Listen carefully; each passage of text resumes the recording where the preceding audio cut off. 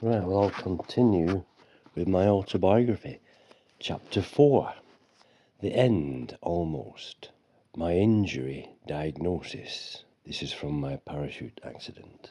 Spinal pelvic dislocation with multiple pelvic ring fractures and left comminuted proximal and shaft of femur multiple fractures. The femur is the biggest bone in the human body. My left thigh bone that was shattered into 12 pieces.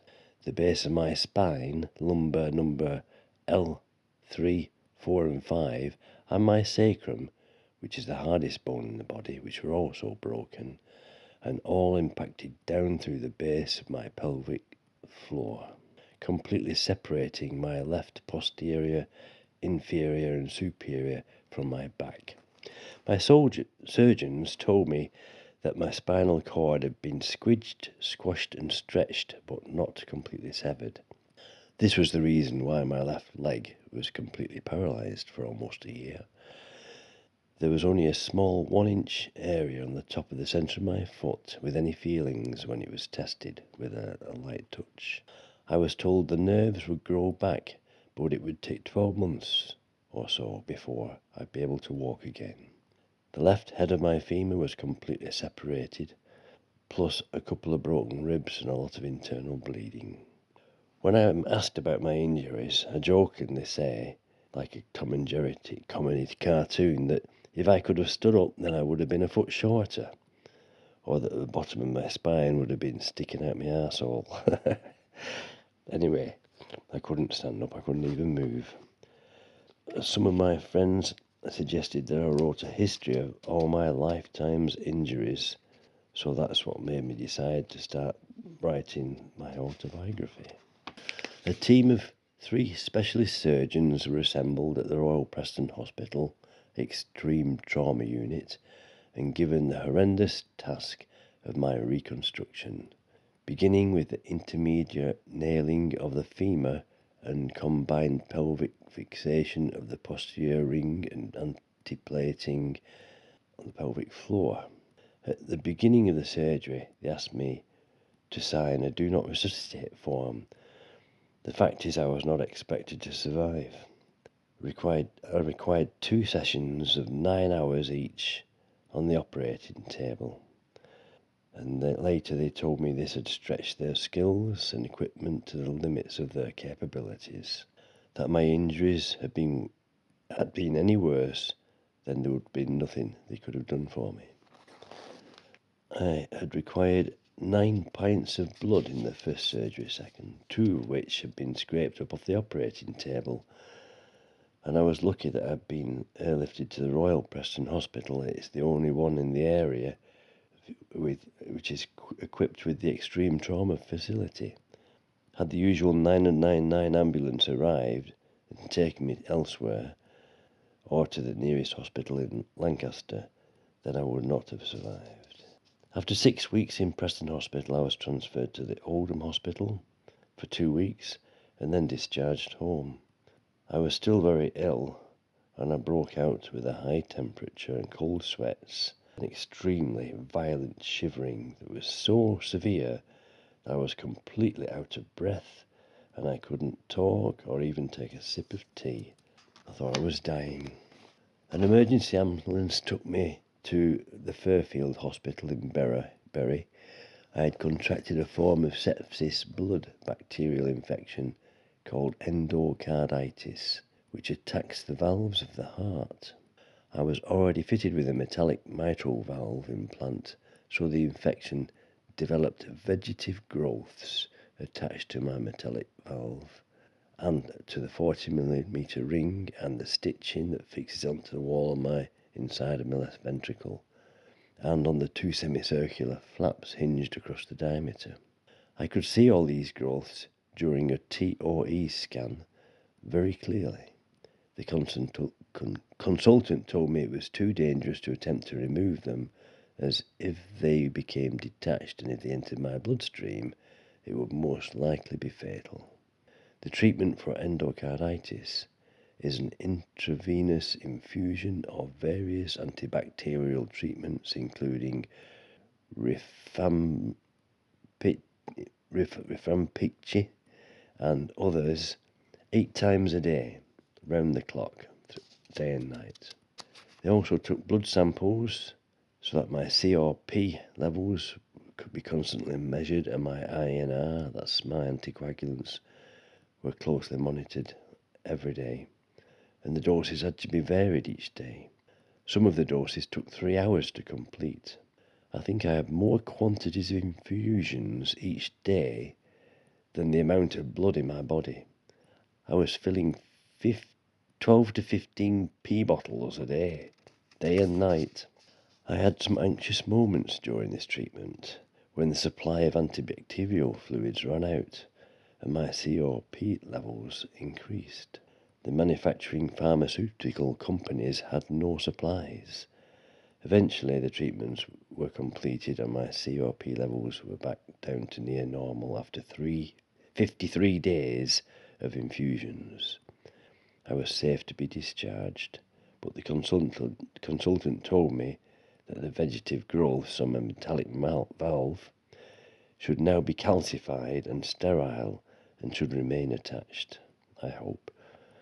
When I asked if they could remove or if a new mitral valve be fitted, they told me it would be too risky and that a piece into my bloodstream, consequences would probably be fatal, and I have to live with that. So I just have to live with them. 3 months after being discharged on Boxing Day 2021, I had a very anxious experience whilst relaxing on the settee at home, when for no apparent reason my pulse raised to 180 beats a minute.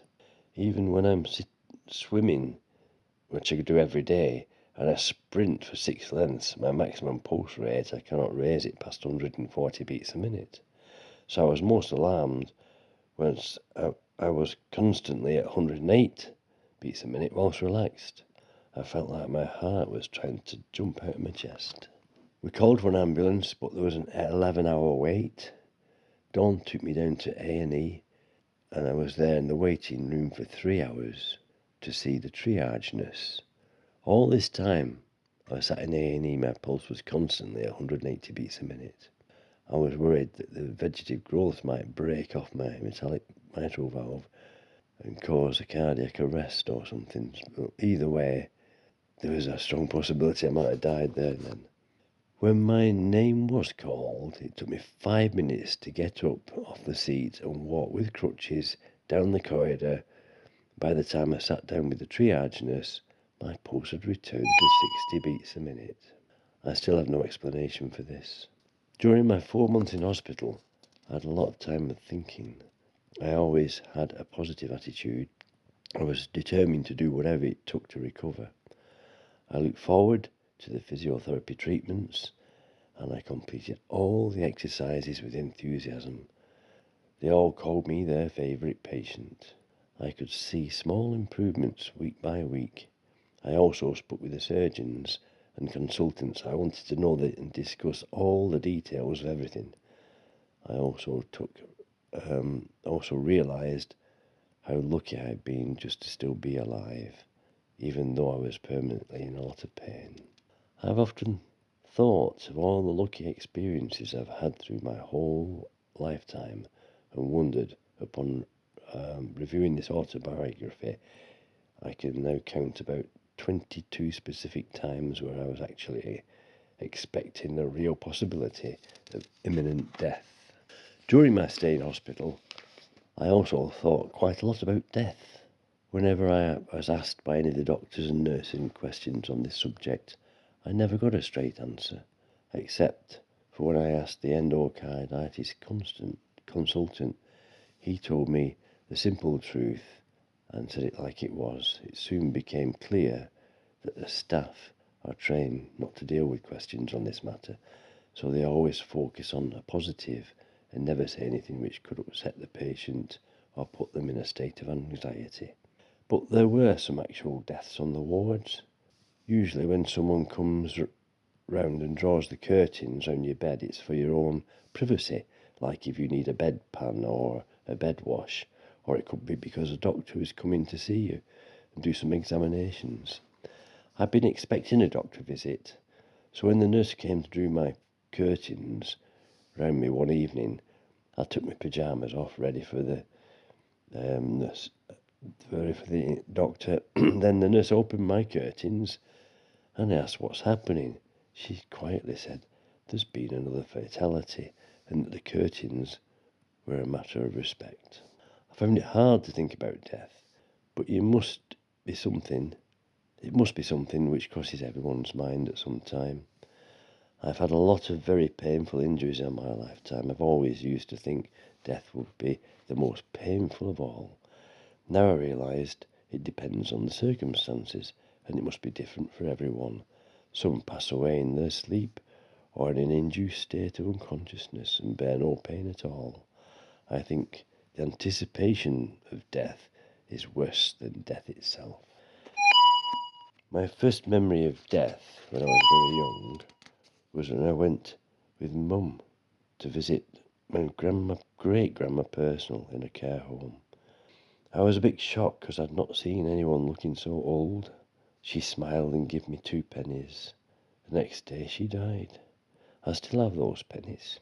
Grandma Purcell used to have a toffee shop in a terraced house on County Street where Grandma and Grandma Tomlinson lived. She always gave us sweets. Then I also remember visiting my Grandad Smith's older sister, my great auntie Gertie Downey, in hospital. She was our favourite aunt. She didn't look well and she was complaining. She was uncomfortable with her stiff neck, and next day she passed away. It was a relief because then she looked so much at peace. My dad has wrote a book on the history of our family and Thorpe, so that some of the old tales which were passed down by word of mouth for generations are not forgotten. It is interesting and informative and amusing to read. I'm going to type it up and attach it in the appendix to this autobiography. The parachute injury is by far the most traumatic experience of my lifetime. The amount of steelwork used to fix my broken bones is more than the total amount of steelwork I already had from previous broken bones. You could see the CT scans before and the x-rays after. I remember counting the number of my broken bones when I was 22 years old. I'd had 22 breaks. Some from corrective surgery, but mostly from motorcycle crashes. I am producing a list of some of the incidents I can remember in approximate date order. My earliest health problem was I was born with patent ductus arteriosus, or PDA, commonly known as a hole in the heart. This is rare, about 1 in every 2,000 births. When a baby is in the mother's womb, its blood is oxygenated through the mother's lungs, through the umbilical cord and the placenta. At the moment of birth, the baby takes its first breath of air, the umbilical cord is cut, and the connection to the heart is supposed to close off, so the blood can then go through the baby's lungs. Mine did not close properly, and it was not diagnosed until I was 3 years of age. And only then because I got polio. Polio vaccine immunisation had just started, and every child in Britain, starting with the surname in alphabetical order. As a Smith, my name was later than most, so I probably got polio from another child who took the vaccination. I thought it was unlucky, but when I think back, I think it was very lucky, because had I not had the PDA and been found, I would not have lived past 20 years of age. At 3 years of age, my stay in hospital is one of my earliest memories. I didn't know why my mum and dad had to leave me there. I remember enjoying the dinner on the first day, which was mince meat, mashed peas and gravy. I wolfed it all down. Then they left me, and I was upset until I found the children's toy box. I was fascinated with a small handmade wooden pinball machine. After my recovery from polio, I had a thorough medical, and it was only then that my PDA was discovered. I needed open heart surgery. This was a major operation in 1958. It involved removal of the left rib, collapsing the left lung, just to get to the heart. The PDA was then sealed off. I remember being wheeled into the operating theatre on a stretcher, looking up and seeing a bright white room with shelving, the walls all filled with bottles and operating tools. Then men in white coats put full-size masks on and carried out a double glove.